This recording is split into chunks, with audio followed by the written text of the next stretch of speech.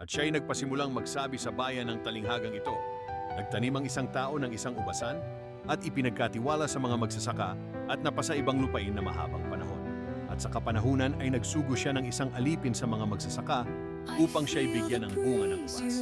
Datapuat hinampas siya ng mga magsasaka at pinauwing walang dala. At nagsugo pa siya ng ibang alipin at ito na may kanilang hinampas at pinalimura at pinauwing walang dala.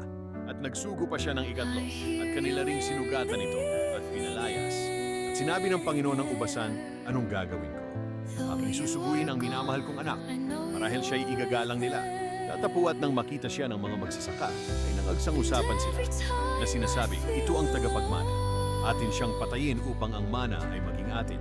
At itinaboy nila siya sa ubasan at pinatay siya. Ano nga kaya ang gagawin sa kanila ng Panginoon ng ubasan? Paroroon siya at pupuksain niya ang mga magsasakang ito. At bibigay ang ubasan sa mga iba. At nang marinig nila ito, ay sinabi nila, huwag nawang mangyari.